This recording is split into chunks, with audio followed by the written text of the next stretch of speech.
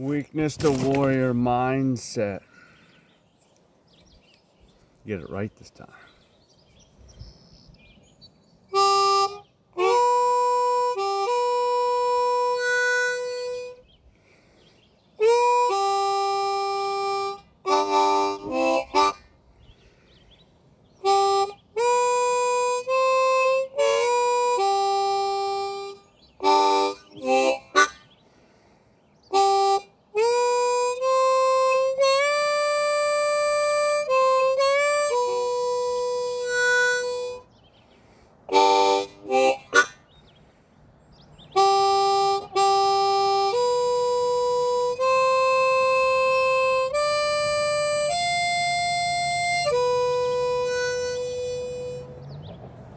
Topic of the day: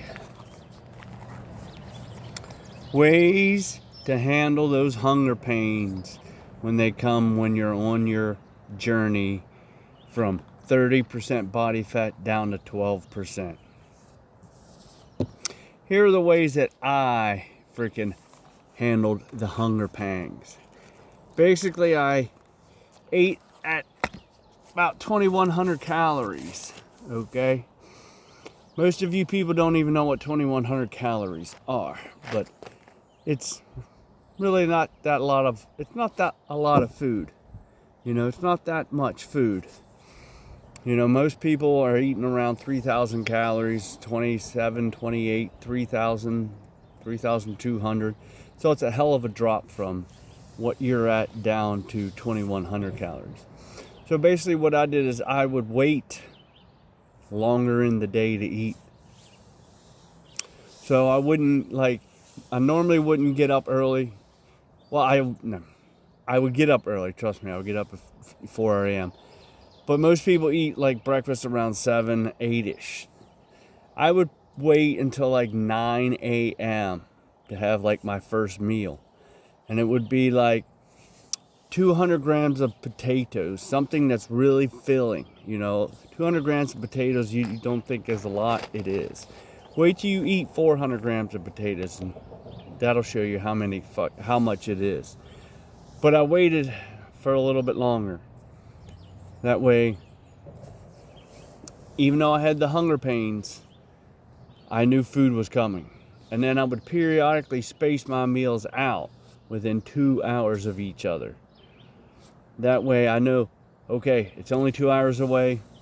I can survive for 2 hours being a little bit hungry. And then I would wait to eat like a larger portion at the end of the day. So most of my meals that would be spaced out, but then I'd have a significant bigger meal towards the end of the day. That way I would be able to go to bed not hungry. Because when you usually go to bed hungry, that's usually when you wake up in the middle of the night and then you go raid the cupboards. And it'll throw you off your freaking journey really, really, really fast.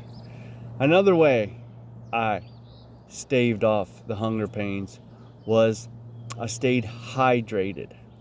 Correct. Yes. Sometimes you're not hungry. You're just dehydrated. Your body has a funny way of tricking you into eating more food. It'll send out hunger signals when you're actually just thirsty.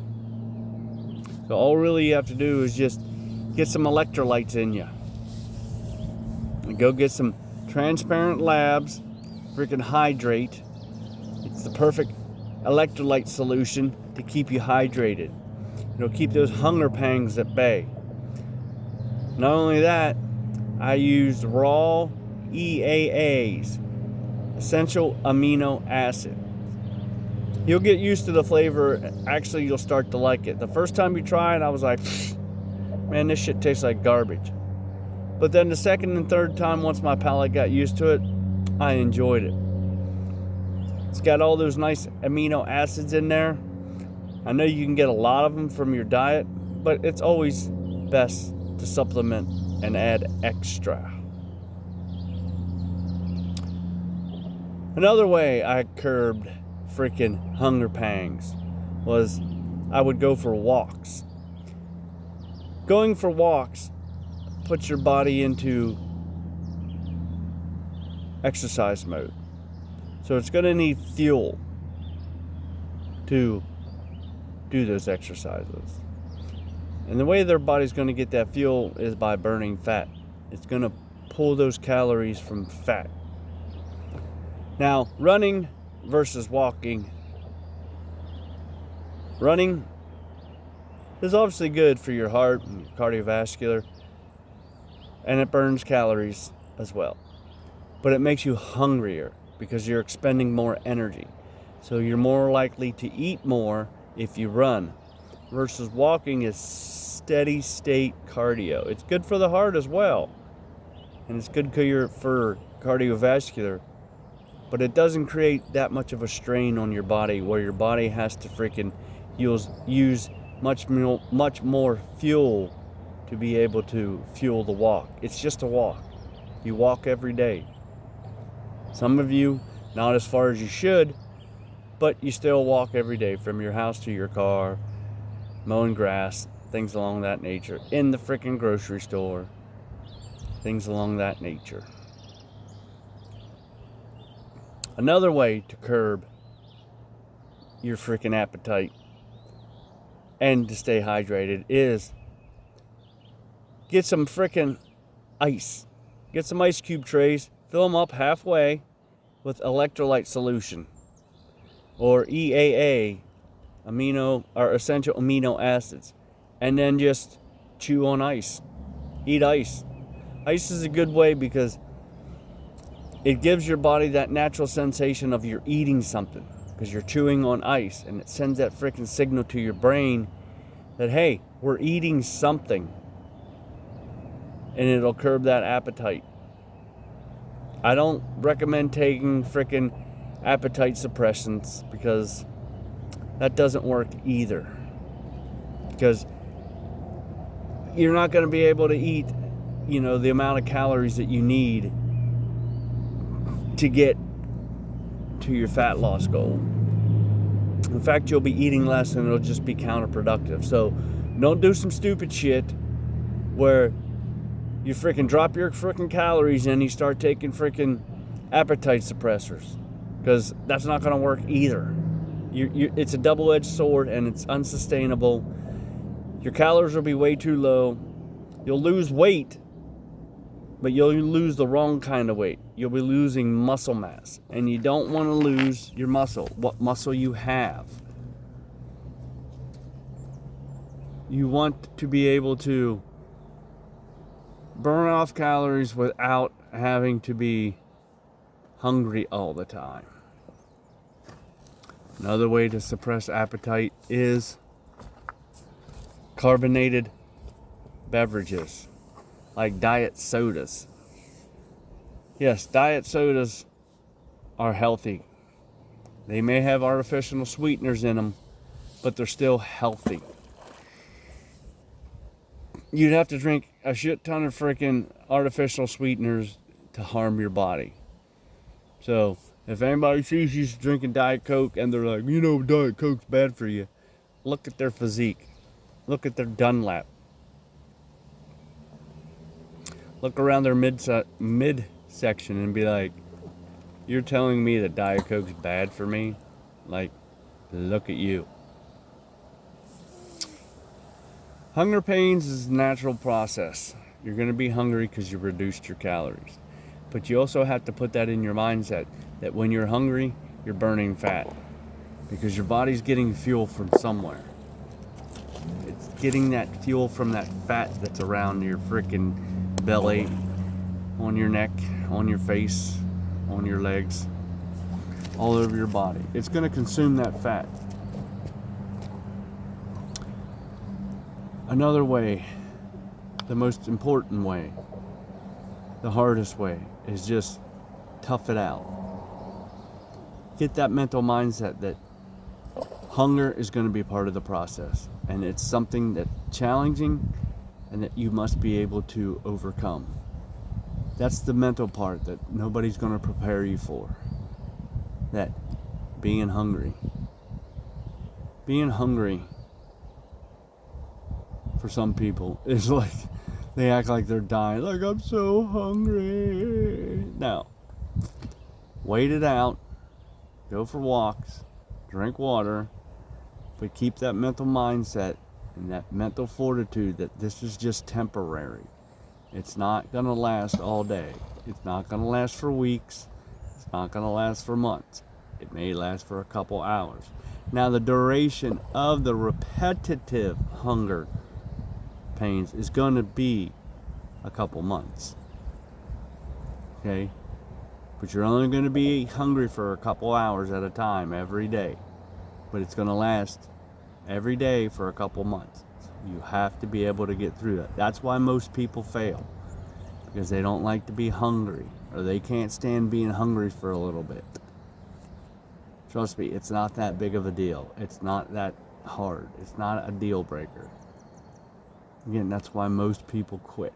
I can't stand to be hungry. I can't go without my donuts. I can't go without my Doritos. I can't go without my Haagen-Dazs or my freaking Ding Dongs. Another way is to prioritize protein, meaning add more protein to your diet. Protein takes longer to break down. So it's going to stay in your belly longer, shortening your hunger pains. I would also incorporate peanut butter into your diet, because a scoop of peanut butter will keep you satiated because it's got those healthy fats in them. And it'll help you stay fuller longer with less time in between meals. So all these tips and tricks you can incorporate into your fat loss journey. It's not going to be difficult, but it's not going to be easy. You understand? It's all a mental mindset. It's all up inside your noggin and noodle. Research a bunch of freaking stuff. Research. I can only give you so much information, but it's up to you. Eat things like potatoes and peanut butter. High levels of protein. Chew on ice. Chew on gum. Just the motion of you chomping your freaking teeth together sends the signals and saliva into your mouth and sends the signal that, hey, I'm actually eating something, even though you're really not. Mental fortitude. Get it in your head that it's going to be a journey, that you're going to be hungry, but in the end, the food is going to taste a hell of a lot better once you start to be able to reverse diet out and get back up to maintenance levels. Do refeed days every 2 weeks on your frickin' journey. Do a refeed day, not a cheat meal. Refeed meaning using the same foods but increase your frickin' carbs by like 150 grams, 150 calories, give or take. Either one, 150 grams, 150 calories. That way it restores your glycogen levels and you have something to look forward to. So it makes it that much more sustainable and achievable, because you'd be like, okay, all I gotta wait, chew the gum, eat the ice, stick through it, and then at the end of the 2 weeks, be like, great, yeah, man, I get to eat freaking extra potatoes, get to eat extra broccoli, something, incorporate peanut butter, like I said. Make sure you're doing all these things, staying on course, not letting anybody throw you off course, and you will get to where you're at or where you want to be with your fat loss journey. But the first thing you need to do is you need to get up off your ass and get on your journey from weakness to warrior mindset.